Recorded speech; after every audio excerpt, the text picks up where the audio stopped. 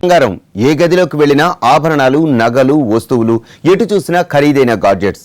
Andhra Pradesh industries additional director Suresh Babu ఇంట్లో కనిపించిన దృశ్యాలు ఏసీబీని సైతం ఆశ్చర్యపరిచాయి. అవినీతి నిరోధక శాఖ దాడులతో సారువారి పాపాల పుట్ట కదిలింది. విస్తుగొలిపే ఆస్తుల వివరాలు బయటపడుతున్నాయి.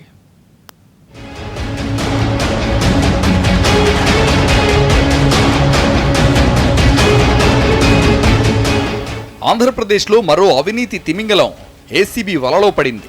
Industries additional director Bayyavarapu Suresh Babu ఇంటితో పాటు అతడి బంధువుల ఇళ్లపై ఏకకాలంలో దాడులు చేశారు ఏసీబీ అధికారులు.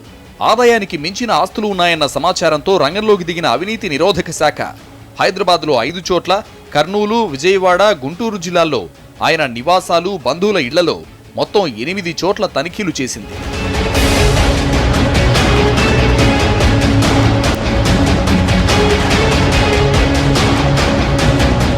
ఇప్పటివరకు 40 కోట్ల రూపాయలకు పైగా అక్రమ ఆస్తులు ఉన్నట్టు గుర్తించిన ఏసీబీ 100 కోట్లకు పైగా ఆస్తులు ఉండే అవకాశాలు లేకపోలేదన్న అనుమానాలు వ్యక్తం చేస్తోంది. ఇండస్ట్రీస్ డైరెక్టర్గా ఉన్న సురేష్ బాబును అవినీతి ఆరోపణలతో 10 రోజుల కిందటే బదిలీ చేసింది ఏపీ ప్రభుత్వం. అప్పట్నుంచి అతను ఎవరికీ కనిపించకుండా పోయాడు. ఏ క్షణంలోనైనా ఏసీబీ అధికారులు తనను టార్గెట్ చేస్తారని ఫిక్స్ అయ్యాడు సురేష్ బాబు. ముందు జాగ్రత్తగా తన ఆస్తులకు సంబంధించిన కీలక పత్రాలను మాయం చేశాడు. బ్యాంక్ లాకర్లలో ఏమీ లేకుండా జాగ్రత్త పడ్డాడు. ఏసీబీ అధికారులు సోదాలకు రావడంతో వారికి వింత సమాధానాలు చెప్పి చుక్కలు చూపించాడు.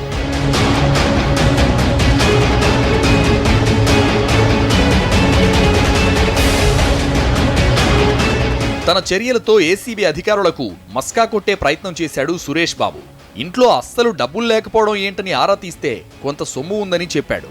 చూపించమని అడిగితే లిఫ్ట్ వద్దకు వెళ్లిపోయాడు. దాంతో అతను వెంటపడి మళ్లీ తీసుకొచ్చారు అధికారులు.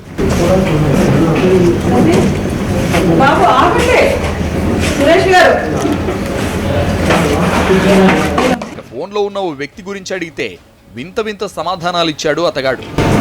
మీకు తెలుసు, మీరు చెప్పేది ఎలా అర్థం కాదని మీకు తెలుసు, మేము చెప్పాల్సిన పని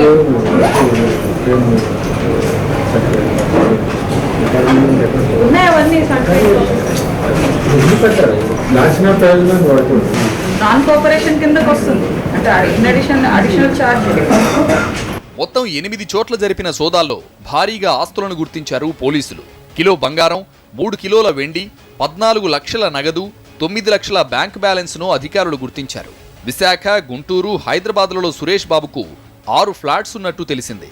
గుంటూరులో బావమర్ది పేరుతో 20 లక్షలకు పైగా విలువైన ప్లాట్ ఉంది. గుంటూరు జిల్లాలో మరో 2 ప్లాట్లున్నాయి. పిడుగురాళ్లలోనూ భారీగా ఆస్తులున్నట్టు తేలింది.